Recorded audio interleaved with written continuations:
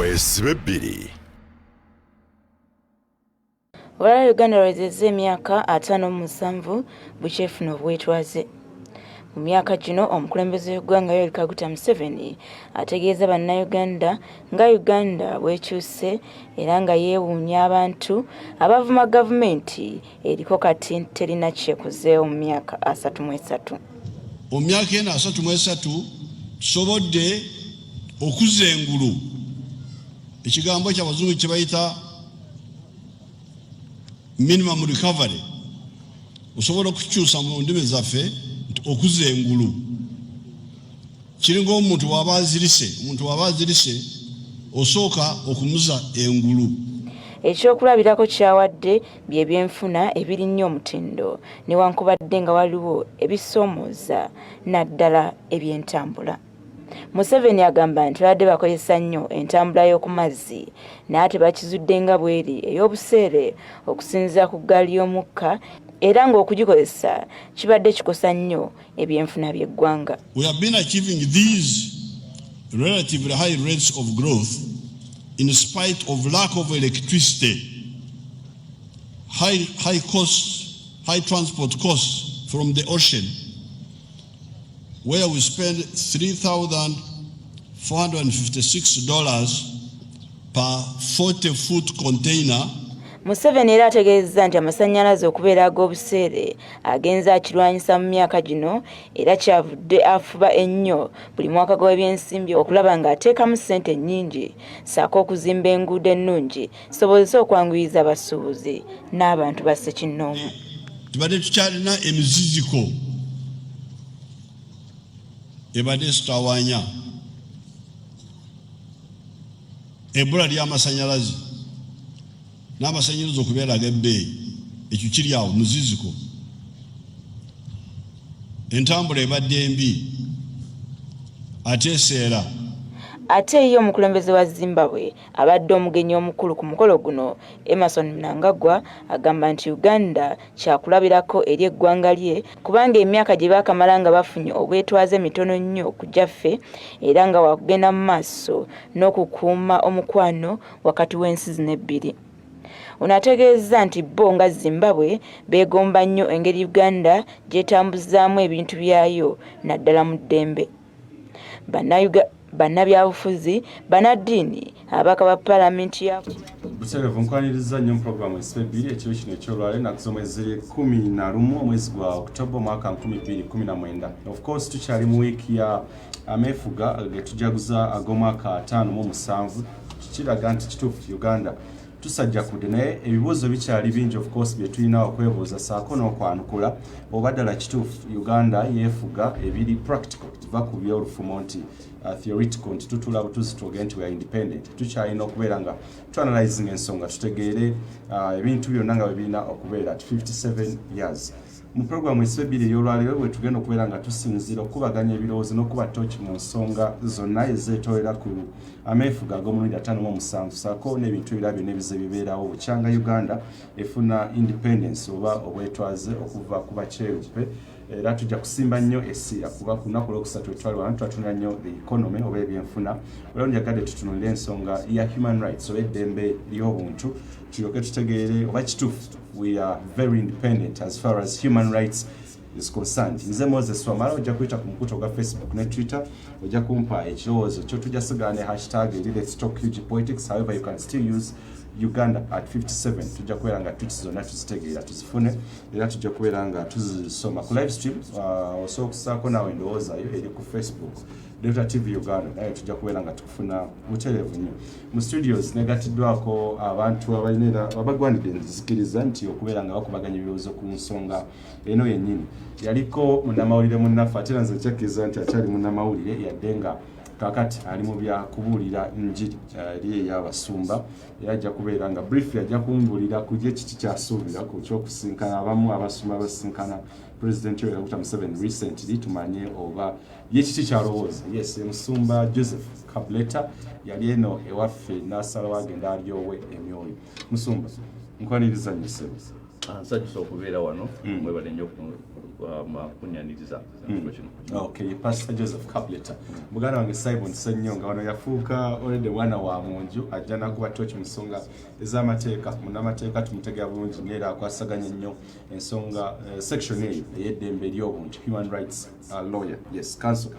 Kwaniza nnyo sebo. Zasinze obulamu bulungi.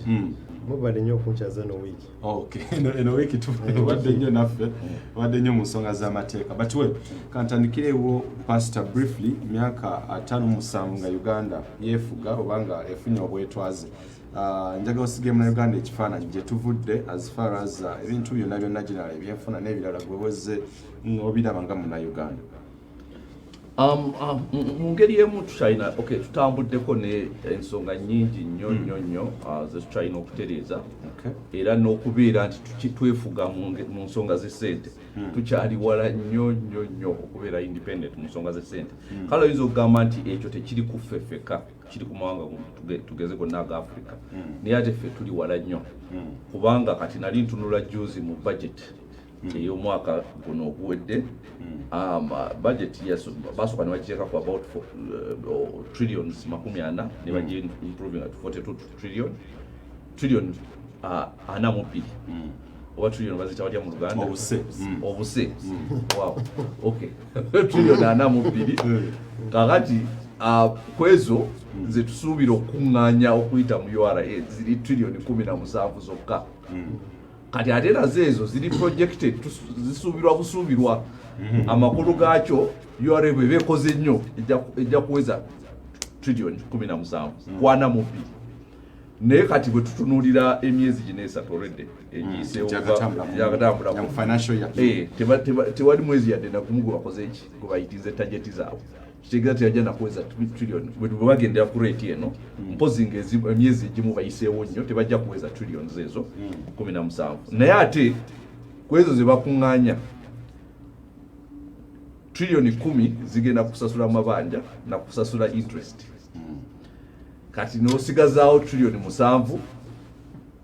kwana mu bbiri ze ogamba nti zetugenda okukozesa n'osigazaawo 7 zokka z'olina kati aze ezisinga zibadde zigenda mu security zibadde zigenda mu operations za president kati n'osanga ministry mangi gali awo tegalina sente local governments biki tebalina sente lwakubekuba terina sente kati economy mbutuufu nkyafu singa kabadde maka singa kati banka kati yayita dda babayita batya court brokers awanyondo bakoti singa kabadde maka nga Uganda kalinga maka kati tugezese maka yali badde kati agenda mukomera kubanga embalirira soko bale mu trillion 42 zosuubira okuspendinga ye expenditure tugeze bwegamba current biki woita mental budgets 42 trillion nenga okuŋŋaanyako 17 naye ate olina amabanja olina okugasaavisinga ga trillion 10 kati n'osigazaawo musa kwegamba economy kati n'olaba nti kati buli kimu kyonna tulina okukola ki tulina okuddukira China kati bw'otunula tugeze n'olaba mu nsonga ya gundi gana amawanga g'ebweru gadde gatuyamba okufuna ku sente wesanga nti actually akamu tegakyatwesiga because juzi bakolawo bondi conference wano nga yakuŋŋaanya sente z'abarefugee amawanga mangi negeyama sente miliyoni za dola zalinga 5.3 oba 5.35 wezityo naye tugenda kuwa abarefugee abali mu bbanga muno because Uganda actually eyaniiza nnyo barefugee okuva mu Africa naye kati juzi minister yali alajana naga nti Hillary naga nti sente ziriwa nongati sente twaziwa naye tetuziwa government because government temusebe dukolo olunaku yasanyuka naga mwebale kuleeta sente naye tebaziyisa mu government kuba tebakyajesiga baziyisa mu NGOs biki ezikola muki mugondi mu bintu by'abarefugee kati mawanga abiri gokka gegawa sente nga ziyita mu government China ne India miliyoni 1.5 eza dola ezisigadde miliyoni 1.5 eza dola ku miliyoni 5.3 zizayita mu government ezisigadde sente tujazira naye tetugenda ziyisa mu government tugenda ziyisa mu NGOs lwakubaga kati era tudde ku nsonga kati nga example gye mbadde yasema bw'olaba omusajja bamutwala renti bamutwala ki toyisaayo sente zo omanya sente ajazisasula mu renti kati ogaa nti kakwase sente ogira okola kino emyaka 5 nga tuli mu nsonga ezo bwezito economical olaba tuyinza okugenda mu maaso singa wabawo okulongoosa ebintu nga gavumenti eno ekyaliko sikisuubira nti kigenda kubeerawo nga gavumenti eno ekyaliko lwansonga nga bwe nkugambye number one bayita ba economic partners oba development partners gavumenti bakyaginamu bwesige kati olaba nti ne aid gye bawa oba obuyambi bwe batuwa butono nnyo obuyita mu government agencies obusinga buyita mu NGOs bikirwa kuba tebagyesiga nga bwera semaga tosobola muyisaamu sente zo nga bamubanja rate myezi 6 oga nti sente zange jazisasula muki kati baziise eno wadala kati n'osanga nti waliwo lack of confidence kati confidence bwejja actually bawa sente wano KCCA Jennifer Musinga yakajjanga olaba bayita bye bakola ebyamaanyi batandika kumuwa sente nga olaba kati tulaba sente gye ziraga nga balaba enguudo bakola kikoza baagala confidence eyo nti tulaba tugenda kuwa sente tulaba kyezikoze naye tebakiraba kati kyebakola either bayita mu NGO sente ne baziyisa mu gundi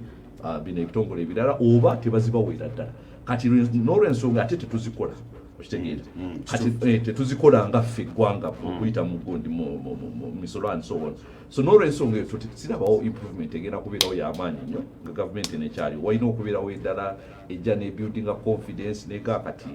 kyetuleeta kirala ebigenda okukolebwa birala kati mutwesige tugenda kuteereza ebyenfuna byaffe n'ensonga eziringa ezo then ogenda otandika okukola ki okwogera nabo buto because tubeetaaga because bwokoza trillion 42 ng'okuŋŋaanyako 17 ate nga n'ezo 17 ziri projected teziri real zisuubirwa busuubirwa oba weetaaga abantu abakuyamba Muko Simon, Uganda jetuva miaka 5 ever since we got an independence 1962 omusumba mwede byenfuna bikia bikubyemu ebituli bingi njaga on page fana kisiga the general perspective gwecholaba tugenda mu maaso ensonga zonna ngozitunde so kusala onolondo bamu I think nze njagala nnyo ntunuulire kyenda kuukamu ng'emateeka oba n'eddembe ly'obuntu natunuulire Mwami Museveni alina speech yakola nga 2016 yali Dhaka n'agamba nti nno Uganda oba amawanga ga Africa agali ku ssabazinga Africa galina strategic bottlenecks simanyi bwenza kivunula mu Uganda oba ebikyasinze okuteekawo ekkomo ku byenkulaakulana by'eggwanga nga byali 11 strategic bottlenecks ezo njo nabadde mpuliriza nga ku Lwokusatu nali mpuliriza speech ye eya independence n'amenyayo strategic bottlenecks 3 zokka ezimu kwesize okusaako essira yagambye nti no Uganda tulina okuva tulina servicing economy as opposed to consumption ekyokubiri n'agamba nti tulina okuteekawo focus ku infrastructure development muganda wange omusumba ayogedde bulungi nnyo nti infrastructure development aba ogyogeddeko akutte ku kya budget agambe trillion eki anamubi obuse kati olaba olose nnyo takimanyi kati ate oloweza omunyolo trillion anamubiri President Museveni yageze neyewaanira nti yewaanidde mu kyenguudo okuzimbibwa nti tulina enguudo esukka mu 8 highway esukka mu 8 ezimbiddwa mu kilomita 14 ezo zonna ne weewuunye ani asinga okusponsoringa enguudo ezo bwokola critical analysis tutwale one example eno bridge eno ey'ejjinja bwe yazimbibwa nti after just a short while ne bagamba nti quality yaayo yali mbi wetegereza UNRA report akakiiko akateekebwawo omulamuzi bamugemereire ogoberera ensonga z'ebyenguudo mu ggwanga report gyekaawa report ekisookera ddala yatwala akabanga okuggibwayo ekyokubiri ne bwe yaggibwayo ne bawa recommendations government yagenda mu maaso okutunulira bit by bit Mwami Museveni olumu kyasinga oddala okuwuddisa bannayuganda nti ayagala nnyo okutwala discussion only ku economy ate atera nnyo okubeera strategic nti alondamu ebintu byagala okuzaaso bannayuganda wawedde speech eyajjo ey'olwokusatu yasosinawa historical perspective mu ndaba ya Mwami Museveni Uganda ye gy'amanyi yatandika mu 1896 ye Uganda ye gy'amanyi ebisigadde byonna tabitunuulira nti infrastructure ekyasinze okubeerawo mu Uganda yazibwa Amini n'Obote balina weaknesses zaabwe naye ayineza kakati ye tukole score kadeo gyatuwa nimanyi Museveni okumuwa fair judgment otunulira ebisuubizo bye yatuwa mu 1996 byaja mu buyinza n'agamba nti no ataddewo 10-point program n'ateekawo strategic points alina okufokasingako one of those kwe kwali okubaga ssemateeka w'eggwanga owa 1995 mu ssemateeka oyo n'ateekamu ssemateeka ekiwandiiko ekyo kiteekamu waliwo ekitundu kye bayita preamble oba ekisookerwako mu ssemateeka kyekiteekebwamu ebisuubizo ebikolebwa ebigenda okugoberera eggwanga waliwo ekitundu mu ssemateeka ekitibwa national objectives and directive principles of state policy oba obukwakkulizo obulina okutwalizibwako eggwanga nga gavumenti yonna ekola oba n'abantu b'obulijjo b'ebitongole n'abantu bonna abaddukanya gavumenti mulimu ebisuubizo ebyenjawulo ebimu ku ebisuubizo kwe kulaba nti yateekawo enkola ey'amateeka enkola erungamya amateeka mwami Museveni bw'otunira speech ye eyajjo ey'olwokusatu enkola y'amateeka oba okukuma ddembe ly'obuntu kyakyogeddeko yaggyeyo points zabadde 4 strategic bottlenecks ezabadde 3 n'atuwa ne historical perspective eyabaddewo obviously n'akola neno usual swipe okuvoola bannabyabufuzi n'ebintu ebityo ebigenda mu maaso naye eddembe ly'obuntu takitunuulira bwe nali nkyali omuyizi e Makerere nali nkola research waliwo omusango twali tukolako side ze one of those oil mining areas twakola report eyali analyzing corporate accountability in Uganda nti ebitongole ebyenjawulo oba ebijja okusiga ensimbi mu Uganda bagamba nti bazze okuleeta ensimbi mu Uganda naye tebatunulira nnyo nkola y'amateeka n'okukuuma eddembe ly'obuntu mwami Kabuleta olwokankuwulire mwami Kabuleta ava Hoima akimanyi bulungi nnyo nti amafuta bw'ovumbula amafuta olina eddembe ery'okukuuma abantu balina ebyabwe balina ettaka kati gavumenti ejja kugamba nti no fe tulesaani musiga nsimbi n'eddembe ly'obuntu tetugenda gitunulira twabadde wano juzi nga twogera ku nsonga y'e Lusanja nti omwami oyo yani mpozi Kichoncho Medad yagambye nti no ye ayagala kuteekawo ki kampani y'abantu company factory kakati nene basengula awo bonna abantu wadagamba nti ettaka lirye ne basengula awo bonna abantu nga totunulidde eddembe lyabwe totunulidde kuma byabwe government yo kyegamba nti ono tumite mulimu a lot of politicization. Simon, tutandikira mu kitundu ekyokubitutegeere oba kituufu government ya National Resistance Movement nga tutambula emyaka 5-7 ekyayina anything to do with the rule of law and justice tutegeere oba ne bannayuganda kituufu bagoberera eddembe lyabwe oba bali enjoying nga ssemateeka bw'alambika wesibe ebbiri ekomawo tova.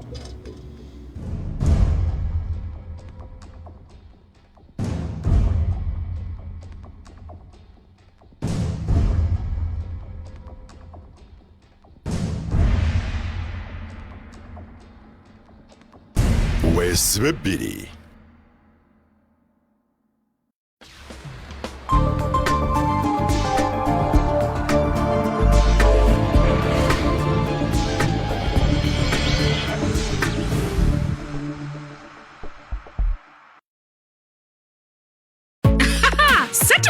Satu kiki yene namba 3 laba ono kiri 3 ku Airtel so sinyanga bwe kibadde kozesa siringi 3 buli katikitiki okukuba ku mikutu gyonna wano mu Uganda. Ng'oli ku Airtel kubira ab'emikutu emirala gyonna ku siringi 3 zokka buli katikitiki. Kaakano yogera na buli muntu ku buli mukutu gwonna akadde konna ku siringi 3 zokka. Twazisaze. Airtel, the smartphone network. Airtel elungamizibwa Uganda Communications Commission. Okumalira ddala emyaka egisooka 55 bannayuganda bagitegedde balaze okwagala kwabwe ssaako n'okwesiga kampuni ya langi emu yokka okusiiga amaka gaffe obulamu bwaffe wamu n'ensi yaffe yonna era okusinziira ku bwesigo bwe bagirinamu kino kigifudde kampuni ya langi esinga mu Uganda era nga kampuni y'emu eno ekuleetedde langi y'emu yennyini gy'omanyidde okumalira ddala emyaka egisooka 55 langi ez'enjawulo z'obadde weesiga okusiiga ensi yo naye nga kati ejjidde mu linnya eppya Plascon Color Your World. Nina ensonga ezitafaanagana lwaki nasalawo Romi's Wine ng'ekyokunywa kyange ekyokulusegere. Romi's Wine anyunze ku mikwano egitali gimu mu buli kabuga boda to boda ng'ogyeko eddekende n'obuwomi bitenkanika n'endabika y'ekyokunywa kyange nsonga nnyo gye ndi. Romi's Wine ku mikolo mu biseera byange eby'eddembe ne mu mbeera endala ezitali zimu. Nkyebuuza nnyo ebintu bwe byanditambuddenga nga tewali Romi's. Romi's Wine, kabuga ku kabuga, border to border.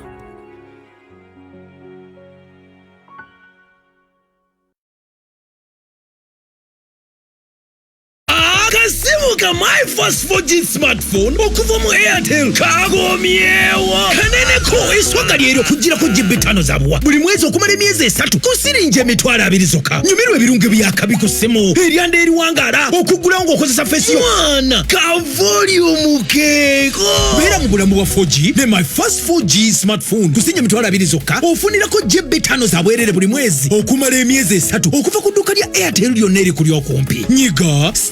*5 okunyumirwa data ow'obwerere. Airtel, the smartphone network.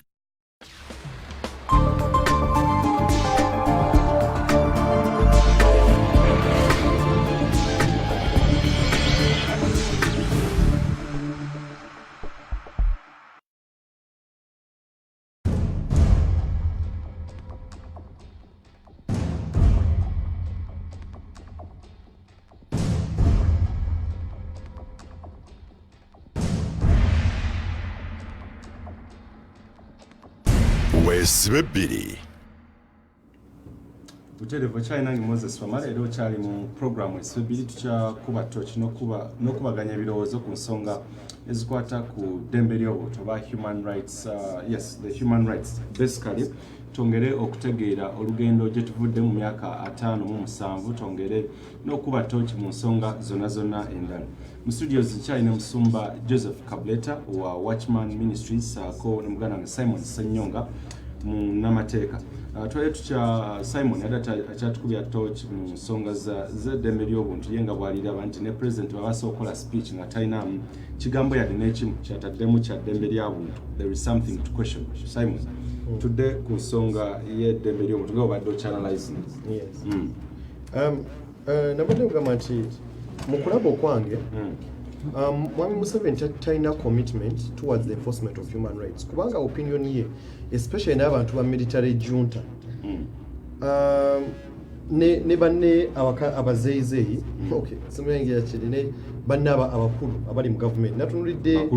bakulu banne omukulu Tasis Kabwejere speech yawamwe bannamawulire mwali ku Uganda Media Center ng'agamba nti nno yasoose n'agamba nti abavubuka tebalina kwenyigira mu byabufuzi abavubuka benyigira mu byenfuna ebyobufuzi basooka babiveeko. Ekyokubiri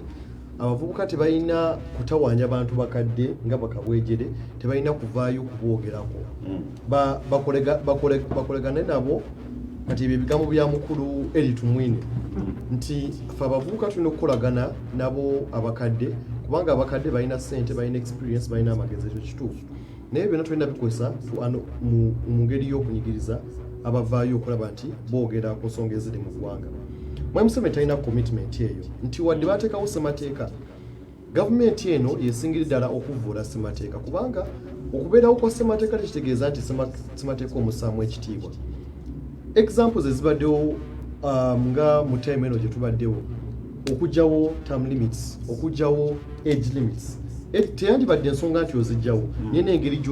gy'ozijjawo tisemateeka erambika bulungi bwolina tokikolamu. So Simon, mu gavumenti zonna zolaba ezikyobodde ssemateeka esareva nti ssemateeka yawukano wa 1995 esinza okubeera nga erinnya ly'eddembe ly'obuntu eno yekyasinze. Nsobola okujja kubanga eno gavumenti gye nazaalibwamu saaliwo omulembe gw'Obote ogw'Amiini ogwa Ssekabaka Muteesa yasaalibwa kati eno gye nzaaliddwamu n'enkuliramu gye nnyinza okwogerako. Ekyokubiri omwaka guno 2017 nga gutandika Palamenti yayisa etteeka lye bayita Human Rights Enforcement Act. Etteeka eryo lyerina okuyambako bw'otunuulira ssemateeka ekitundu waliwo kye bayita chapter 4 eya ssemateeka erambika eddembe ly'obuntu. Walina okubeerawo etteeka kubanga gukola ssemateeka walina okubeerawo etteeka eriyisibwa Palamenti okulaba nti liyambako okussaamu obuyinza enkola y'ebitundu bya ssemateeka. Etteeka eryo lirambika bulungi nnyo engeri y'eddembe ly'obuntu lye balina okukuumamu. Ekyokugeza nti ekisookera ddala eddembe tulina okukuumibwa. Eddembe ly'obuntu oba olikwasa tolina kubeeramu ng'ososola. Ekirala ebintu ebiri very specific nti omuntu bamukutte bamusibiddewa bamukutte batya eddembe lirikuumiddwa nga bamukutte ebyo n'ebintu ebito. Kakati gavumenti yateekawo etteeka naye ate bw'otunuulira incidents ezibadde omwaka guno etteeka eryo terikuumiddwa. Wabaddewo incidents nyingi nnyo. Tugoberedde ensonga y'akakiiko omulamuzi Bamugemereine ku nsonga z'ettaka. Juzi nali kugamba wano nti akakiiko ako kavaayo ne kakola minisita w'eby'ettaka Amongi Beta Mongi bagenda mu kakiiko ako ne bamubuuza ayogere ku Uganda Land Fund nti ekitongole ekyo kyassibwawo okulaba nti kikuuma eddembe ly'abantu ku ttaka. Abantu b'e Lusanja oba ogenda Basengula n'oba ogambye nti ettaka teryali lyabwe, gavumenti terina buyinza kuleka bantu abo nga tebalina wakubeera. Wadde ogamba nti beesenzaako bwesenza naye balina eddembe lyabwe. Akatundu akaana mwakamu akali mu Land Act etteeka eritwala ettaka kagamba nti Land Fund Act egenda kukola ki kuteekebwawo. Mukyala mungi bwerabika ku kakiiko ako akamulamuzi Bamugemereine n'agamba nti Land Fund teriiwo bwemala ate neyekuba endobo n'agamba nti Land Fund weeri naye abantu babbiramu ssente ne bakizuula nti obuwumbi obusukka mu 148 bwe bubbiddwa mu Land Fund eyo. Kati ensonga y'ettaka bw'ogitunuulira y'emu ku gavumenti yeesinze okuvuulamu eddembe ly'abantu. Ekyokubiri bw'oteekawo obukiiko buno okunoonyereza ku bukenuzi bw'ensimbi obubbi bw'ensimbi ate n'otabuwa ssente. Okimanyi bulungi nti omulamuzi Bamugemereine batandika okukwata banene abamu ku gavumenti ne basukka ne bamutemako ki ensimbi okuddukanya gundi eyo. Kyenyinza okusembayo kyekyo nti gavumenti ya Mwami Museveni bwe yateekawo ssemateeka yagamba nti nno oyagala kuzzaawo enkola ya kkooti. Kkooti toyinza gamba nti ogitaddewo buteesi. Ekisookera ddala otunuulira ani appointing authority. Otaddewo Judicial Service Commission naye ultimate egenda ani alina obuyinza obwenkomeredde. Twatunye omusango gwa Honorable Gerald Kalwanga bwe yagenda mu kkooti nga awakanya ekyomulamuzi Stephen Kavuma okubeera nga bamukomyawo. Walaba kkooti kyegamba. Kakati bw'oteekawo kkooti otazisaamu kitiibwa, bw'oteekawo kkooti nga teziri funded nga ne funding ye kubanga bagamba amateeka bagamba nti no kkooti zijja kubeera independent. Ne independence ya kkooti sigamba nti otaddewo buteesi abalamuzi. Tugenda kutunuulira setup abasinga abalamuzi abali mu kkooti zaffe ate nga mbasaamu ekitiibwa abasinga bakaada nti oli bagenda buleeta asalawo omusango naye nga ki masinale. Waliwo n'omulamuzi omukyalo oyo atera okusala emisango gy'abannamawulire gwe batwala ku Gondi oyo atagaya Wasitira Nyanzi katwala abalamuzi ngaabo nga just bakada judges okubira ddala tusobola okusubira ddala ku ntiko nti Bati Katureba yali kada wa NRM. Abalamuzi abali ku kkooti ensukulumu Augustine Nshimye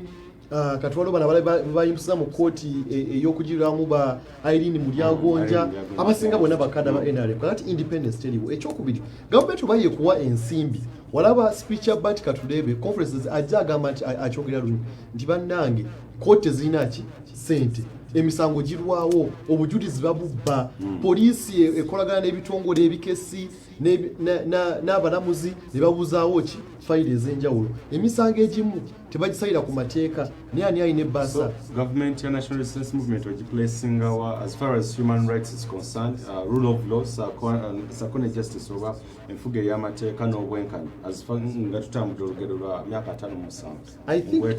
tukyakolera ddala bubi okusinziira ku bisuubizo ebyaliwo okusinziira ku biwandiikiddwa mu mateeka ag'enjawulo amateeka gavumenti geyisizza tukyakolera ddala bubi. Kati nze kankiddemu ekyo giteeka worst tolinako wadde level gyo kiteekako nti yakumpi worst kubanga bw'otunulya nze okwawukana n'ono nazaalibwa mulembe gwa Amini so nali ntegeera ku katono mulembe gw'Obote naye kye nalaba mulembe gw'Obote waliwo ebintu bingi nnyo ebyasooka naye yalina excuse ey'okubanga yalina abaali bamulwanyisa nga yali mu war situation myaka 4 ku myaka 5 gye yabeerera mu buyinza. Kati ono talina war situation gyalimu kati nga bwe tumanyira mbeera mu mbeera ey'okulwana human rights zemusooka okolaki okwerabira because wabaawo ebintu bingi nnyo naye kati waliwo embeera ya ddembe nolaba human rights tewali kati ze kankubuulire bankwata bakutwaleeyo ate atize kati bino byebikuyigiriza ne bakugamba ne bakugamba nti fasooka enjogere kino nga sinagenda eyo omanye abantu balina okutegeera abantu bwe musuubira mu human rights bantu bakikaaki number one bada abantu aba 1986 in 1986 generation they are terrorists omanyi language ekyuka mu luzungu terrorism is using force and disruption to achieve a political aim so ko kinzibunuli ekyo nti okukozesa amaanyi force and what? Disruption nokutaka obutabanguko okulaba nti otwala obuyinza ajja muganda kakati mu 1981 to 86 bachitanga guerrilla warfare using force and disruption to take political power naye kati tukiyisa terrorism si bwe kiri kati tukira kutukyo kakati okuba nti ebigambo byakyuka kati tosobola kuvaayo n'ogaa ndi gorilla ekyo ekigambo kyafa tikikyaliyo okitegeera kati bwojja nti ndi gorilla abakuyita mutujju si bwe kiri because oba okozesa just kutabanko n'ogenda tuli mu nsiko eruweero tukoze ekiri kati terrorism naye kati myaka egyo bakiyitanga gorilla warfare kati okubanga ebigambo byakyuka bye tukozesa tekitegeeza nti nti oli si ono bebamu bya terrorist okitegeera kakati terrorist bwajjanga ali mbuyiza n'omusuubira mu human rights kati bwakulekeramu ebbeetu nakuga kati biki kati ze baŋŋamba kati we have given you freedom mwine eddembe osobola okuwandika kyoyagala ninga tisobola kuwandika kyenjagala kuba kyekindeeseza wano ninga kati baga nti waki mutumanyira nenga ati kati lumba mutuwadde eddembe waki temukirwera ddala kubanga obuyinza mwabutwala na muntu temunkutte na muntu nze ebintu bibiri byensobola kwogera na kuwandiika kakati omuntu ayogera n'awandiika n'omuteeka n'omukwata n'omukasuka gundi mu mpuku yeemu n'abantu bamukutte n'emmundu ne bafero terrorist bannammwe n'abagavumenti because abo n'abaterrorist kati betegeera kati nze atakwatangako yadde ku mundu simanyi na bagipanga simanyi na kisikolangako yadde mukyaka kati ogera onsuula awo kati tewali human rights yadde nakatero kati olaba nti human rights zibaawo nga toyina layini gyosaze ne bagamba nti bw'otosala layini eno ojja kuba bulungi kati bw'osala layini eno toddamu tunyumiza bya human rights Msuma Kabeta eddembe ly'obuntu lyandisusewa for instance ku keesi yo abantu abamu bava ne bagamba nti ayinza okuba pasita yasusse oba we yandikomye nti ebintu byazza wandiika awamu yinza okuba biyingidde nnyo abantu ba national security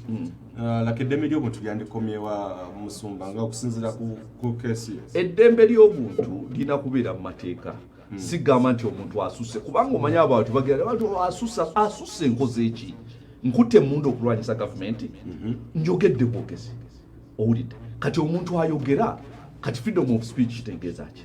sivumye muntu sivumye mukyala we sivumye makage kinga sivumye mukyala we nga mukyala we sivumye muntu atali mbuyinza owulidde oba tolina gwovodde sina gwenzivodde abantu benjogerako mbogerako ng'abantu abali mbuyinza ate ensonga zenjogerako za byabuyinza ezinkwatako ng'omuntu afugibwa abantu abo kati nina eddembe okuboogerako lwakuba ebintu bye basalawo okukola n'obutakola binkwatako oba nkyagala oba sikyagala nga munnauganda kati ogamba otya nti sina buyinza kwogera ku bantu banvuga ng'ate ebintu bye bakola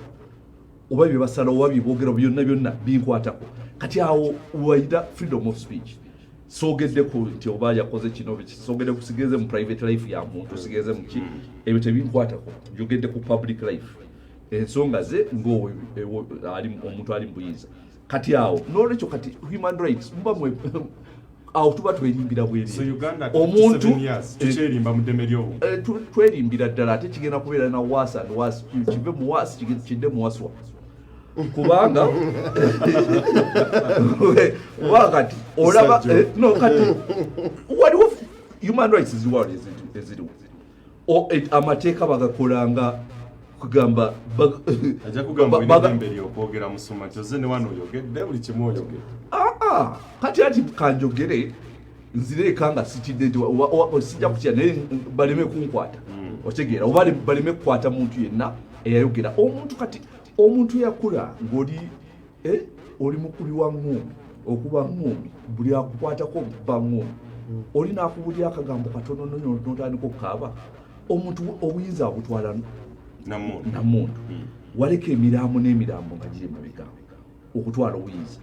kakati omuntu ayogera n'olyoka ogamba nti kati oyiseewo mpiseewo kati ate yakwate muntu kati kyeyensonga lwaki ngamba nti obo tetusamuwa sikowa kadi ono nga wajja agamba tetusobola kubeera feya ku ye lwakuba emyaka gye yamalako ng'ono omusajja amutawanya kati twategeera obote ki kye yalikoze twali agadde okumanya singa obote teyalina bano baterrorist abamuliko yalikoze atya kati n'olyoka okola ki n'olyoka omugolola n'obwenkanya noga nti musajja teyalina ki tewali bali bamutawanya ni yakola bwati ne bwati ne kati ono tusobola omuwa clean score card tewali rebel group tewali ki tewali nothing. Simon yana ensonga gyayogedde keri crucial nnyo njagala nawe kikomentinga ensonga kugamba nti mu speech ze tetulakulira nnyo President Museveni by the way mbona kuba ozo omugobere ensonga y'eddembe ly'omu kizibu nnyo ku ya president nga ayogera nnyo ku ddembe ly'obuntu human rights ne kiki ekimwera bwe yabadde silongo tasobola kyogerako because human rights zogerwa abantu bali democratic in nature osegeera olina okubaako ne wootuuse okutandika okwogera mu ki human rights kibanga bano abagamba nti kati biki ngenda mu jimu bajja kukola abs oba biki erina kubeera ku level gy'otuuseeko eya ssente okutandika okwogera ebyo bw'oba otambula okuva ekawempe okuyingira mu kibuga okukola ebya jimu tebikwatako okola six pack olina okubanga olina wootuuse okutandika okwogera n'okubeera mu conversation eringa amazzi ogakimakuluzi okola ki mu jimu onoonyayo kakati n'olwensonga eyo ono tali ku position yogera human rights so taina moral authority yogera taina kati human rights mekaze yamenyaga tukatachimanyira kimanya mu vocabulary nti kiri mu mukimu kakati kako kakati si techakimanyiyo kati mumuleke yafuge mu ngeri ja si kumuleka kingandi yagenda kufuga mu ngeri jamanyi ne constitution je mugamba yagiteekawo nga just kiwandiko buwandiko asobola kikyusa anytime because botunulira term limits botunulira for instance Benjamin Odoki draft constitution yakola batekawo a lot of background ku nsonga abantu ze bawa okusinzira ku decisions ze batekawo kati ekintu ebintu bingi nnyo byaleetanga okwawukana mu ndowooza bano balowooza kino n'ekintu kya term limit kyali almost 99%. abantu kugamba osinzira bagenze Buganda bagenze Bunyoro bagenze barakuba teri attack term limit kati nola nti popular opinion towards term limit yali nearly 100%, nearly unanimous. Nena akulaga nti ekyo kipapula mupapula si kyekifuga kati omuntu okufugibwa ekipapula alina okubanga alina background yagiramu kati Simon tugeze mu maaso eyo n'afuuka president kati omuteekako ekipapula nonga musajja bino ebintu naye kati omuntu azze ng'ayise mu mundu tomuteekako kipapula nti ekipapula kigamba bwe kiti akate mumanyira muni kwerimba nze najja wano lwa mundu kati erango egiyo kagyekola musumba oyogedde ekintu ekyo kati gwe oli munadini ate munanzikiriza ate nga bintu bingi muli ew'abantu mu myoyo bwe gye tugenda mu 2021 oyogedde nnyo okulaba nti omuntu gwe tuliko munansiko bannamundu geno eritumino baba akola statements agano gagwani hang what are the that arrogance abantu jasinga okuyita arrogance 2021 bajje tulaga jane gwe teyongera maaso osubirayo ebintu okukyuka oba okusigala nga byebimu nkugaye bigenda kuva ku waasi bide kuwaswa ku nsonga zone za Simon eza human rights because human rights ziweebwa abantu by people abalinga bano ba terrorist ziweebwa abantu nga temusemberedde buyinza naye kati waliwo ekintu ekiriwo kye bayita popular discontent abantu beetamiddwa ne bewaliroozezza nti kati bo bali nabo beetabiddwa owulidde kakati osanga n'abantu eyo gyewaliroozezza nti aye bamuwagira nedda tebamuwagira mwana watu kubanga babateekako ekyo kati omanyi omusajja atunda gundi amata mulunzi atunda amata ne amata alina gaguza muntu omu lwakuba bateekateeka biteekateeka bimanyi byebateekawo nga baagala just business giwa muntu omu ne lita y'amata akitunda ku siringi ebi 5 naye nga amazzi half lita agula siringi 10 kati olowooza ayinza kuba musanyufu oyo tasobola otunda otya lita y'amata siringi 5 n'ogula amazzi siringi 10 noga nti oli musanyufu tosobola kuba musanyufu kati popular discontent owulidde kati banga omusajja ng'olina omukyala ewaka nga takwagala buli omu amanyi takwagala oba oli awo alina gwayagala mulala kati ng'olina okuggalawo enzigi n'okola ki n'oteekawo security n'oteekawo kamera n'oteekawo ki naye ebintu byonna tebyalyetaagisiza singa mwalina laavu naye bw'otandika okuteeka buli wamu oli kukamera mu toilet muli mukamera ki omukyala simwesiga kitegeeza laavu yagenda kati kyekiriwo ne bannayuganda ne gavumenti yawe laavu teriiwo kati bagenda kweyongera kukola ki kunyweza natti human rights Simon ajja kweyongera kaaba nebeyongera kunyweza natti emisango gibeere mu kooti bakole kati ng'ogwange buli ewa DPP batwala ebintu byange byonna balumba ofiisi yange yonna ne batwala ebintu tewali kye bataatwala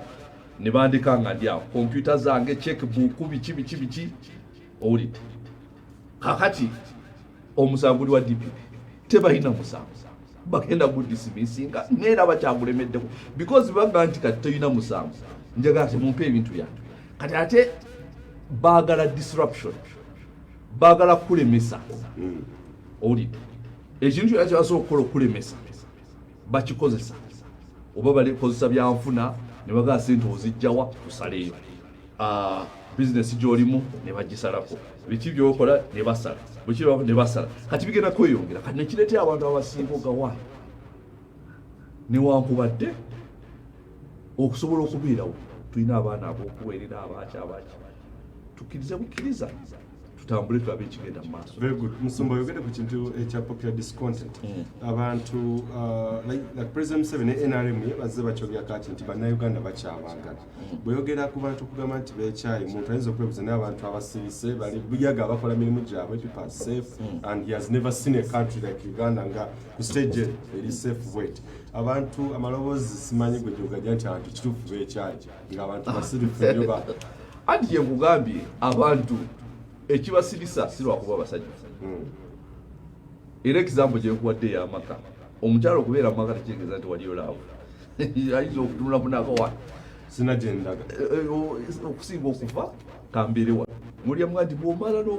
kwogeza n'okola kino nja kukutenako wati okusinga okufa kankole ki kambeere wano n'asirika noga nti abasajja ne bakwata n'emikono ne bagenda ku maga nga bonna banyumye ninga tiwali laavu kati kyekugamba because nkuwa kyakulabye kati nga juzi by election yali ehoima hoima gyenva abantu behoima myaka na myaka Museveni bamuwa kaluluma tebakola tebasoose na kirowooza namu bamuwa bwekalulu naye kati mwanadde kyali ehoima akalulu kisoka bakabba bubbi naye newankubadde tebakabba tugambe nti kale percentage bafuna yeeyo naye abantu abaasituka ehoima nga waagira omukyala wa FDC nyakato asinasi abantu ne passion ne kigyo nakuga nali sibirabangako waffe bali be baali abantu abeebafu naye kati nali sibirabangako naye kati bonna baazuukuka kuga ng'olabira ddala byomuyaga nali ekoima yaggwawo dda yaggwawo dda kati ehoima era olaba neyaga nti olaba ne president neyavayo naga abatubye newankubadde naga abatubye kubanga tayagala kukkiriza nti omuntu wa FDC asobola okufuna 40% n'afuna support eyo yonna gye yafuna ne beetaagisa okukola ebintu bye byakola okuyiwa y'amagye okusiba ba polling agency okukola ki waliwo ekifaananyi nga deputy RDC akuba omukyala nga yakubeera nga polling agent agenda ku polling station naye nga tebamukkirizayo kati n'agamba nti oyima abantu baffe abaali beebase babanga tusobola twetagisa okukola bino ebintu byonna okuwangula akalulu ate olwo wano mu central ate olwo mu east ate olwo mu north owulire Musumba President Museveni yeetaaga kukola ki kuba amaloboozi mangi nnyo agavaayo bantu basaba enkyukakyuka at least ebeewo mwenga abasumba bagwe ng'omusumba President Museveni essaawa eno alina kubeera ng'akola ki ekituufu eggwanga okutebenkera ng'abasinga bwe bakisaba aveeko alangire tagenda kudda mu kwesimbawo 2021 aveeko because tewali kyayinza kukola kisussaawo kiyinza kukola ki kuleeta ggwanga because bintu bingi byo kati otunula kati for instance ne security eyakyali ekintu kyewali ogaa nti ekyo kyomuseveni yakikola security nga ne bwoba wamukyawo otya oga security bweri ne kati zino kidnaps zonna abantu ababulawo ate si bonna nti babuzibwawo ki security agencies baliwo ababuzibwawo nga tugamba nabo tebamanyi kati juzi n'owooluganda we bamuttira ku southern bypass kati webatuukidde kwegamba security situation wetuukiddeawo kati n'otuuka n'ogamba kati kyetwali tukuwadde nga twakuwa kya security ng'ebirala byonna tusobola okufunanya naye ngaawo tugawa omusajja awakozi nakyo tekikyaliwo kati asigazza kaki ngenda kukoma mu kitundu kino ekisembayo nja kuwumbulira waliwo okay, Dr. Gwensingo following enyo ye yatugamba nti President Museveni is here to keep power. That is role. Era aliwo kubeera nga akuuma buyinza. Power is to be kept. Era nga ntwasoma political science. Do you think akapapula opposition kibaga nti 2020 bo kye bakkiririzaamu can it take the man away? Tugenda kuyanga tukoma mu kitundu ekyokutegeere abantu abasinga okubeera nga basaba President Museveni at least aleete omuntu omulala oba alage omuntu agenda okubeera nga amuddira mu bigere kubanga ebintu bigenze biddamu nga mu muyimbi omu bwe yakiyimba Ronald Mayinja tujja kutegeera butya ono bwayinza okubeera nga akikola saako n'ebintu ebirala ebize bisoba mu myaka gino gy'abadde ku ntebe saako n'emyaka 5-7 Uganda gyetambudde wese biri ekoma katumeko mu bulamu katono nnyo tovaawo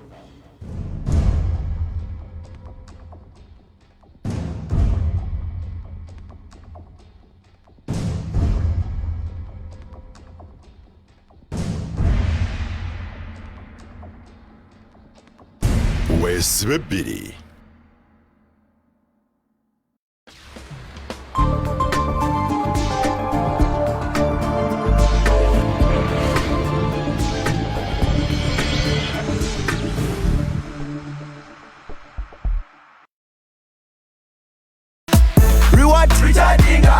Check target. Dial star 162 hash. Get 100% on data and bonus. Win instantly with Mega Masape. Just recharge and hit your target. Kati Richawati. Mega Masape okuva mu Airtel ekomyewo nga buli omu afuna ennyongeza ya bitundu 10 ku buli 10 ku data ne dakiika. Nyiga star 162 hashi okebere target ya Airtel ng'olina okuteekako otuukirize target eyo olwombagirawo ofuna ennyongeza ya bitundu 10 ku buli 10 okuva mu Airtel, the smartphone network.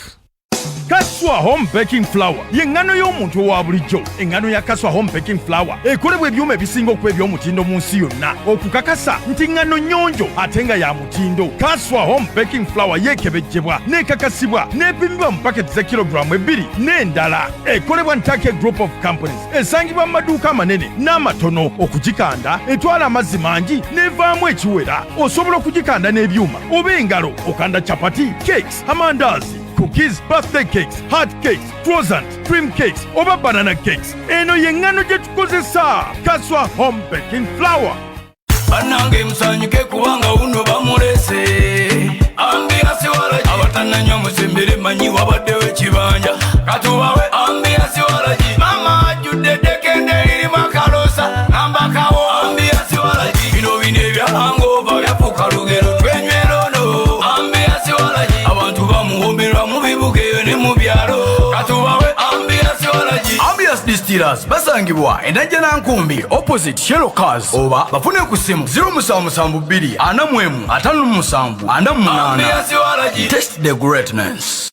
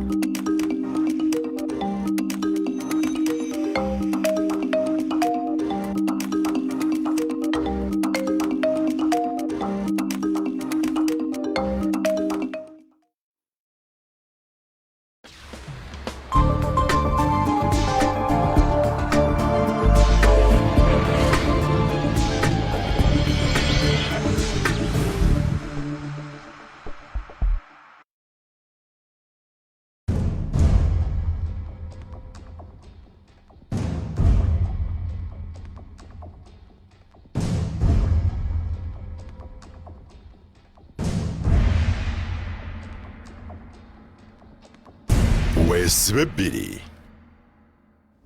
Uterebo chai nange Moses wamala tweets mpitirivu nnyo zendaba ku Twitter namwe abali ku Facebook of course abasinga okemwongera okwebaza Pastor Joseph Kabeta kubeera nga bamuga nti abazibuta amaaso yakubeera nga nsomako ezimu just briefly nga sinaddayo okay Matov Choice MP to be with your South constituency watching people power thanks Mr. Kabeta. No, I don't know okay, Kaoya Agnes watching. Okay, Ronaldo Gamanti. Yes, Simon and Kabeta. It's a good match. Seeing over. Let's go to the Sima one. Anyway, so what do Gamba? Sing at Tato, Sima Nova Tuletelanga. Anyways, I was singer. Yes, Pastor Kabeta issue. Jayogera of Gamanti too. Okay. Tulina okutegeera abantu betulimu betukoleramu Mr. Museveni yagenda mu nsiko ne banne bagenda na mmundu fe tulowooza nti akalulu kekagenda omujja mu ntebe. What a fantasy and a dream. Okay. Njagala kufunako ne ku Twitter katono nnyo. Okay. Nsokere kuba WhatsApp. Mwebale program fe gye tuli ekamuli tubalaba nze Idi Mapesa ekasambiza. I think that's the right pronunciation.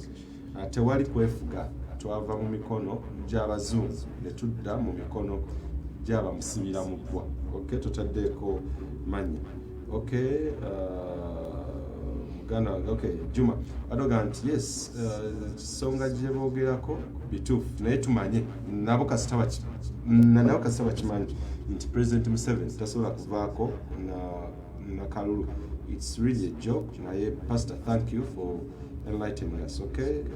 Simi Simon. Nabaweza audio no sija kuwera nganzulira. This is not a radio station, it's a TV. So sina wengena ziplenga so sindika business bigamba bachuta namwe nja kudda jemuli. Briefly Musumba. Njagala ngasina koma wa Simon tutegereere ku nsonga ya President Museveni esawe ne kikyandi badako kya kutabuyinza. Obuyinza agenda kubuta atya nga tumanyi omuntu kati yasoma political science tudde ku level. We know power is for keeping.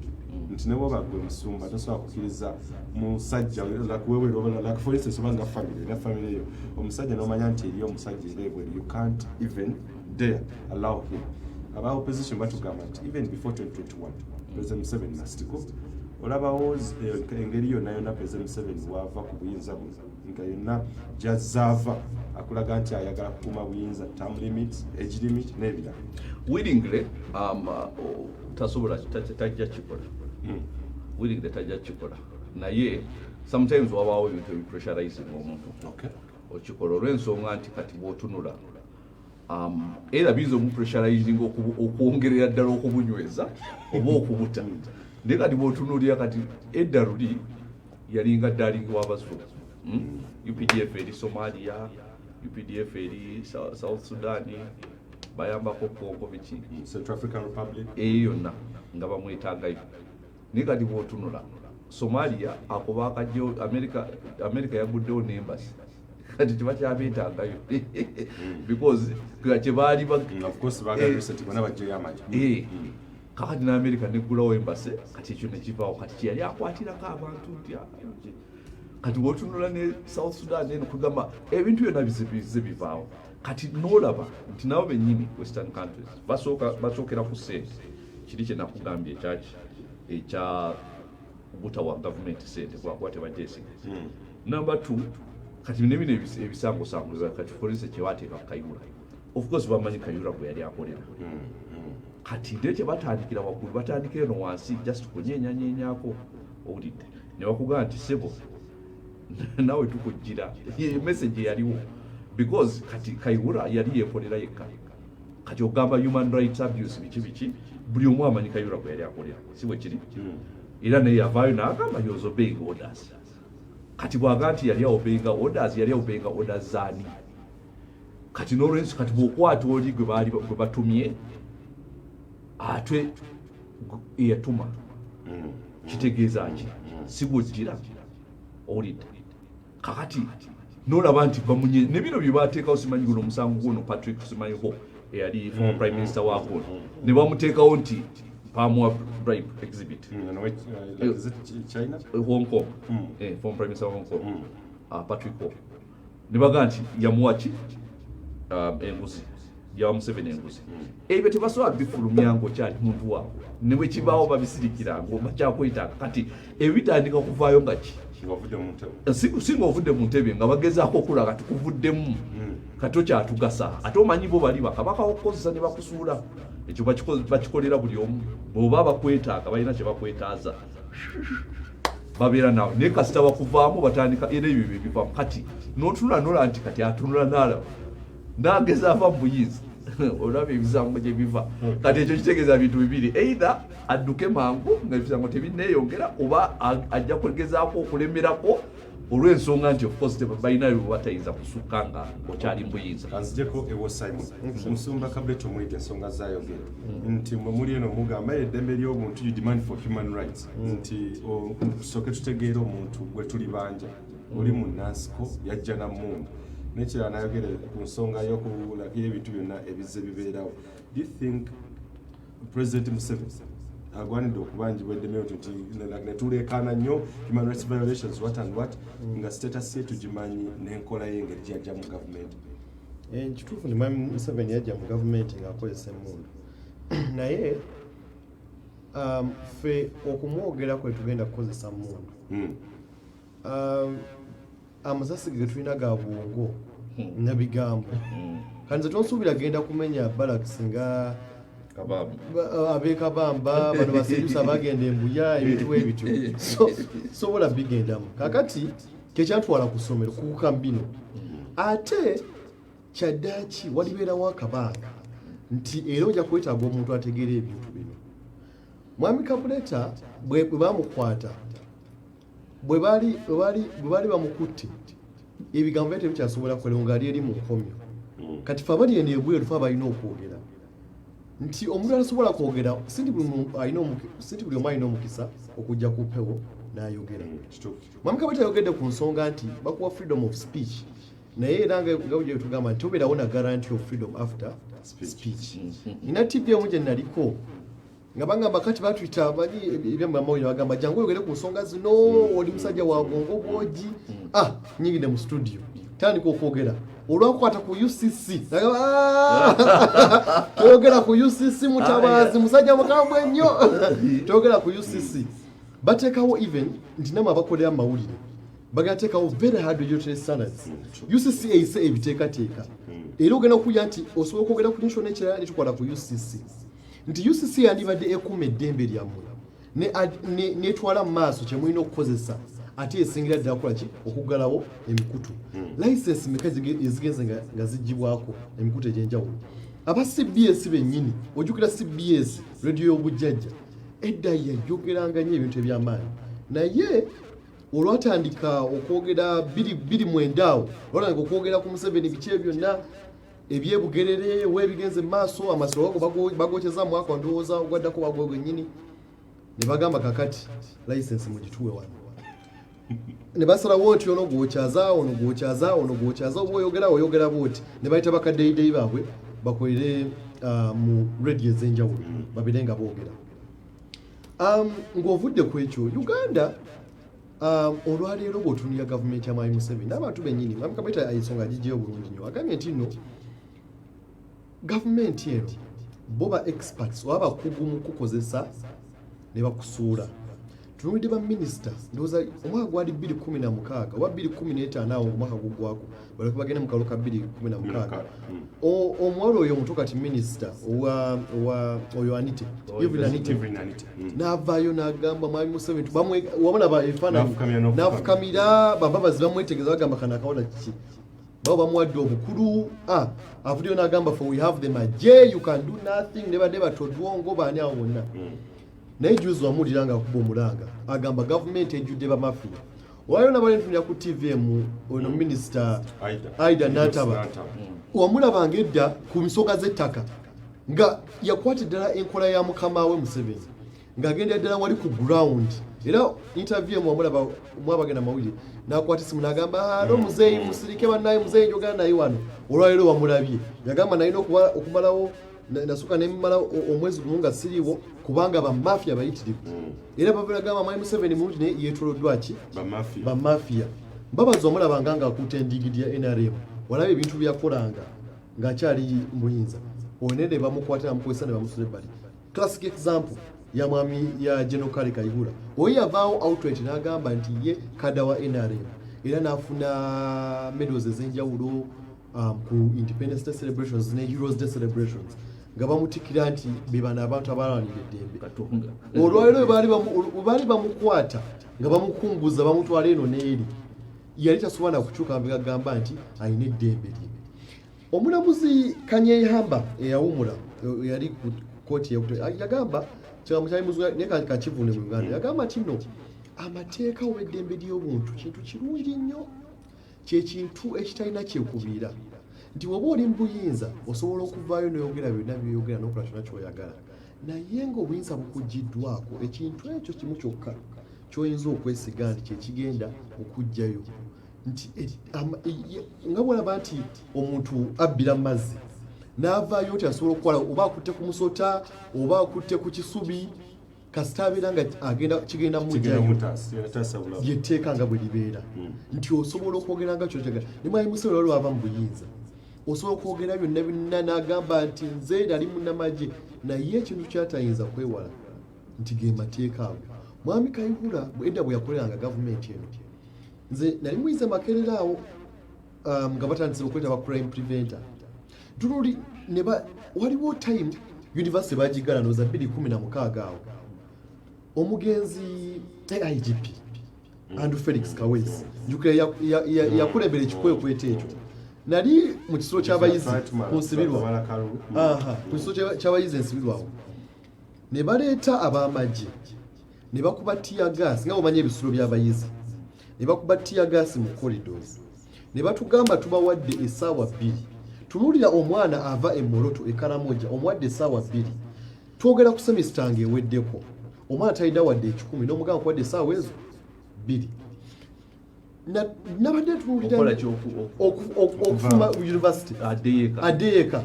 ate nga bakyenforcing olwatuka saa 11 nze kuomu abafuna kweja emigo gy'omugenzi Kaweesa natunulidde ojjukira omugagga wamala gwe batta omawamu yebakwa stereo nga bagamba nti omukyala wamala bamulaba oluvannyuma agamba nti no Kaweesa yayingirira omusango gwaffe ng'agezaako okubuzaawo obujulizi n'ebyo ebyagenderako naye ekiseera bwe kyatuuka Kaweesi mateeka sige gamutaasa masasi ge gwamutwala okitegeera kaakati eddembe lino ery'obuntu toyinza kumala galivula nti nobeera high and mighty bakaweesa bayogeranga n'amaanyi naye ekiseera bwe kyatuuka bannaffe toyinza kumanya gye baakomerera era byebyo ebyaddako ekyokubiri ayogedde ku kyokutibwa n'okukwatibwa kw'abantu okubuzibwawo gavumenti eno erina track record okimanyi bulungi nnyo nti emyaka egyo egyatuuka 2017 awo ekyasingira ddala okukwasa bano balukwago kwe kuvaayo ne beebuuza nti alipoota y'okutta oyo Kayiira lipoota eriwa aba Scotland Yard ne bakola research ne bagiwaayo lipoota yaabwe teyagibwayo otunuulira abantu abaze nga gavumenti bagisongamu ennyo nti gavumenti egenze getta abantu tunuulire ono omuwala eyali member of parliament eyali mu Eastern Uganda oyo Serina Nebanda bwe yavaayo n'atandika okubuuza n'ayogera ku mukyala Museveni ebyaddirira wabiraba kakati asuweza era ojuka budnyo nti parliament bali mu lusirika olwa Ssekukkulu ne bagiyita bukubire basegola bonna nga bakola bamobilizinga gundi signatures mwami Museveni n'avaayo nakola ki nawa press conference awo ng'abayita abavuma ba MPs bonna n'otunuulira parliament engeri yokka gye bagiddukanyamu nzukira waliwo akaseera actually ndoze kali kaseera ka Serina Nebanda bwe yattibwa basegola nga ne ba MP abala bayitandise okuyita parliament waliwo agava mu nkuubo ate nga ndowooza gaali matuufu nga bagamba nti mukyala Kadaga bamwita kubanga mukyala Kadaga ye civilian tebalwana kati bana bali bana mutagamba nti parliament yo bwogiyita oyina ogwa agenda okusalawo oba oddayo oba toddayo olabye incidents ez'enjawulo Lukutana bamwita mu kakiiko kabamugemereire n'agamba oba ogenda olopeewo Katonda genda okuba Museveni tosobola kunkwatako tumwine be bamuyise juzi ku bya safe houses n'agamba tusobola kuwa report ku safe houses tetusobola kuwulira safe houses gye ziri ayogera ne n'amalala gano oba mu luzungu primitive arrogance and condescending nonsense ebitu ebogera ati ebigambo by'amaanyi oboza oluzungu ensonga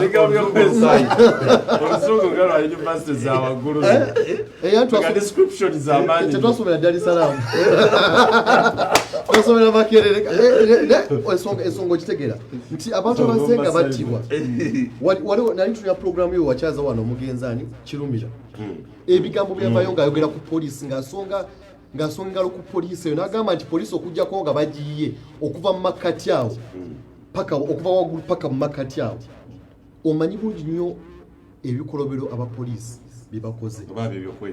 juzi wano nabadde ntunuulira ono omuvubuka Magere ng'agezaako okukola ekivulu bikiye ettaka lirye buli kimu kikye Government negamba tetugenda kukkiriza kola kivulu nyene kubanga yabawandiikira mu September n'abagaba nengera kola kivulu nebamuganda naye bwe badde bayiwa abapoliisi bebadde beetaaga okumba actually bamuwadde na overload ne baggalawo beach adukidde Kampala adukidde no agezaako okulaba nti afuna attention Besigye okimanyi bulungi nnyo 2016 akalulu kawedde Besigye olavayo n'ayogera ku government bamusimire wuwe tewali kufuluma bamusibira mu kifo amaka gago bagafulira dda ekomera ojjukira bulungi nnyo nti bampanga bagenda mu kode abawo emisango ne bagamba kino ekifo maka ga muntu tegali gazeted lwaki mukuumirayo omuntu Kaso Simon ebikola bino biraga ki nga kuba I'm one person asomye katakiriza nti we are practically independent bikola bino biraga ki nga President Museveni yatukakasa nti kituufu twefuga atya kubanga omuvubuka oyo Bobi Wine tewali kyamaanyi kyayinza kukola okujjako okumobilizing abantu okitegeera personally simukkiriza nti ye mukulembeze Uganda gwe yeetaaga naye alina kyataddewo okulaba nti akyusa endowooza z'abantu political science tutegeera bulungi nti omuntu amobilizing abantu abakulembeze abasinga gwe basinga okutya well ekyo kiba kituufu nnyo naye bw'otunulya tax za Museveni nti osobola okuvaayo ne weekalakaasa naye tulinde omwaka tusemberedde okulonda 2021 2021 ogenda bagenda bamusalako buli kimu mpola mpola wuuyo Red Berets bansazeeko mu nkola etali y'amateeka ne bagamba nti tuzigazeeti zikati zino zaba military baziggyeko bikiye omuva ebyenfuna babiggyeko juzi mwami Museveni ono yakola ekyobuswavu kinayisi musubiramu wiiki eri ewedde ku Lwomukaaga yali ekkololaawo ne yeewandisa n'okwewandiisa mu kibiina ky'abayimbi era ayina ennyimba ezo 2 oba 3 lwemba 2016 ne bwazayimbayimba kakati Bobi Wine bamuganda okuyimba 2011 nga tujja mu kalulu ka 2016 ne bana bamuyimbira yes kakati yeewandisiza era y'omu ku bammemba b'ekibiina ekyo agenda kufulumya alubamu okitegeera Mayinja bwe yayimba ku bizeemu ku konsati ya kusaasira ebyaddira wabiraba akayimba kyakamalayo nakamalayo era speech ya Museveni wabala ebyaddira bwe yogera kutandika bali okuyimba ku bintu bya bizeemu kakati mwami Museveni bano ba political opponents abajjako economic standing ate n'ajeddiza kubanga wewandiza mu kibiina ky'abayimbi ogenda kuyita concert yayisa abavubuka ekkololo buli omu amuwayo emitwalo ebiri n'asomba ebibasi by'abavubuka bonna n'abagamba mulete proposals zammwe ngenda kukyusa obulamu bwammwe era bujjo byakozesa okuwuddisa abavubuka bw'otunuulira for example nze ndi muvubuka bw'otunuulira National Youth Council yokka National Youth Council erina etteeka eryabagibwa parliament okugiteekawo National Youth Council olwaleero ejjudde abannabyabufuzi era tunuli abavubuka bagwira National Youth Council bwe bagenda wa Museveni juzi bajiwongayo wa Museveni ne bagamba nti munnange yegwe mukulembeza afya bona balaba baliriya naba ne banayi bona bali mu State House bali wa Museveni nti olwali tuweza na kupenetratinga bufuzi wa National Youth Council buba toliki wa National oba toli wa NRM kakati buli kimwe kyandibadde kivaayo okulaba nti bannayuganda bavaayo ne boogera ku nsonga ezibaluma okujjako ng'oli ku layini ya Mwami Museveni oba ng'omukkiririzaamu oba newe bw'oyawukana ku ndowooza omanya nti togenda kuyitamu nga tugenda mu kaluka 221 of course wavayo abantu ab'enjawulo bannakyewa ne bagamba nti akaluka 221 bagenda beeramu ebisomooza bingi nga mwotadde n'okunyira eddembe ly'omuntu bano baali bawayo prospects zaabwe basuubiza mu kaluka olaba wa gye tulaga as far as human rights is concerned mu Uganda nga tugenda mu kaluka kabona akalulu ka 2016 bwe kaggwa abambabazi n'agenda mu kooti mu nsalawo yaayo neewaayo ebirowoozo ebintu ebyali birina okukolebwako okulaba nti tubeera ne electoral process ennungi ne babawa akaseera ke baali balina okukoleramu gavumenti n'etwala n'emala akabanga electoral reforms etanzizoogerako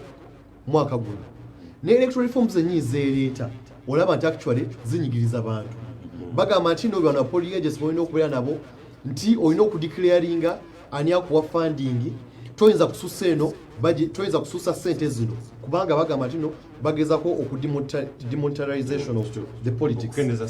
naye nga actually Mwami Museveni takolanga mbalirira eri mu bannayuganda sente gyakozesa azijjawo nga mpoma njagala njogere kino nti enkola ya ssemateeka n'eddembe ly'obuntu toyinza gibuusa maaso gavumenti yandibadde ekola abakulembeze baffe abaliko bandibadde batwa wansi ne beekuba mu ttooki ne bategeera ki kyennyini kye baagala ekyokubiri okulekerawo okukola ebiteekateeka okuvoola eddembe ly'abantu waliwo ensonga gyetwogeddeeko wano naye nga kimanyi munyonjo munnange tugibadde munyo naye ensonga eyo ey'ekiteekateeka ekyeddiini kyebagezaako okuleeta eri abasumba junior mungese I think nti pastor wali mulese ku religious policy nozanja kukomya on that thing waliwo atinsaliwa yes kakati baleka okuleeta ebiteekateeka ebivoola eddembe ly'obuntu batunulini bw'oleeta ekiteeka for example ekijjako abantu eddembe ly'okwogera nga OTT ne bayitawo emisolo gya internet okulemesa abantu abakola businesses ku online abantu abavaayo okwogera n'obakwata n'oleeta electoral reforms ezinyigiriza eddembe ly'obuntu toyinza kubanga otwala ggwanga mu maaso bajjemu okutya nga bwe bagenda bagamba nti balina amaanyi okugenda mu nsiko ffe tulina nsiko yagendamu ndaba n'ebira babisaladde ebinamave wabiraba nemabira balaba nga abakwata anywa abali ku Facebook esobaka bwembraba Mike Elvis Chintu they are the best Frank Junior message on Jirabe the great team bravo batuleterenga tuli basanyufu kyansuso okay Teresa Elvis Nsemenzi watching okay thanks for watching Musuma Kasimeda lewo your final remarks ku nsonga basically dembe ly'obuntu mu ggwanga lya Uganda nga tutambula myaka 5-7 egy'okwefuga saako n'ebigabo byolekera bannayuganda gwenga munaddini nga munaddini kyensingira ddala actually ebimu ku gavumenti bye yasinga okuleeta ekyanneewuunyisa ate nekintiisa kyekyayogedeko ekya religious policy kubanga bakitunda nti tugezaako kukoma ku nsonga z'abasumba abakola bino na bino naye si kye baliko bali ku nsonga ya control because kati bw'otunulira muli munda era babuuza ekibuuzo kye sente bazidde mu declaring sente muzijja lwakuba baagala kubanga bweka abayina sente kwegamba zaabwe omanyi kati nga baŋŋamba bakaramoja bo bakkiriza nti buli nte eri mu nsi yonna yaabwe ne bwagirawa ku tv ng'eri mu america kati abasajja babba enteeza kakati ne bana abasajja bano ba ruling power bamanyi sente zaabwe balina okubeera ne sente kati gwe sente wazijjeewa tuwulire sente zaavuddewa kati olaba freedom of speech eno yonna baagikola kati ne social media baagaye simanyi social media influencers bino byadayogera simanyi gino emikutu UCC kati nze kyenasalawo nti because nange sobola okuwandika mawulire but tewali mawulire gayiza kukkiriza of course tebasobola kukkiriza kati nenganze kangende ku social media because abuteekawo buteesi akati oba olina following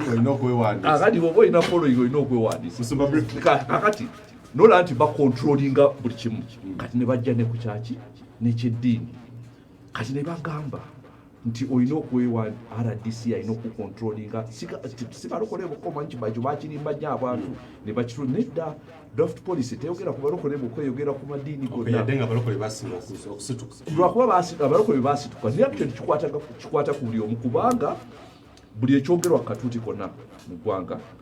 bwe kibanga RDC takisembye waddemba okujjako licensi waddemba okuggalawo essinzizo waddemba okukola ebintu bingi nnyo bw'aba tasiima ekyogera kati wolaba nti eno social media no freedom of speech eno waggulu no freedom of speech kati olaba noono omulenzi agezaako okumobilizinga kukola sente whatever naye bamusibye agezaako okukola insignia red beret nazo bazisibye kati ekisigadde abantu badde basigaza freedom of speech wa ku katuuti ng'oli ayimirira oba tugeze mu muzigiti oba n'ayimirira mu kyaki n'ayimirira wa n'agaana edda wano gavumenti eyiseewo ne baga kati neeyo nayo temugenda kwogererayo ne mulowooza nti lwakuba muyina oba muyina omusaalaba oba muyina gundi waggulu nti kigenda bataasa naye tugenda balumbayo yes ekigambo kyekisembayo eri abagoberezi one word tetwetaaga kutya nnyo temutya nnyo bannange kubanga munaatya kutuuka wa kwegamba bituyisemu tubiyisemu nze nagenda obiyingiramu nali musajja wa byamizanyo nagenda obiyingiramu nga mmanyi si byangu era nebyempiseemu nabyo si byangu nesitya era temutya batnaye tulina okusituka okubaako nekyetwekolerawo musumba Joseph Kabuleta kizibu kyabule kyokka n'abasinga message ziringa over 10 nti batukomezeewo ojja kulaba obudde sobola kubeera nga ate mbanyuma mu abasinga okubeera nga mubeezawo programu eno sebagala Peter kyekimu kyogamba tubasaba bakomyewo Godwin Magezi Elvis Chintu moderator wa guest we basinga obaza diseboke yakwamba buulira ku nsonga ya religious policy because it's one of the most controversial bills yes drafts twakafuna era Pastor Kabeta njira muleta one on one tongera ku exploring oba okongera okudinga mu nsonga eno era ojja kubeera ng'osigala otugoberera ku bikutu gyenjawulo TV Uganda, Facebook, Twitter, Instagram ne YouTube era n'abakulu banasoba gwe yasemwe nsenyo ku Facebook, Instagram n'emikutu emirala ne Joseph Kabeta emikutu gyonna sigadde nze Moses Famala takumira mpeera abankumi Ssaabasajja Kabaka wangaala.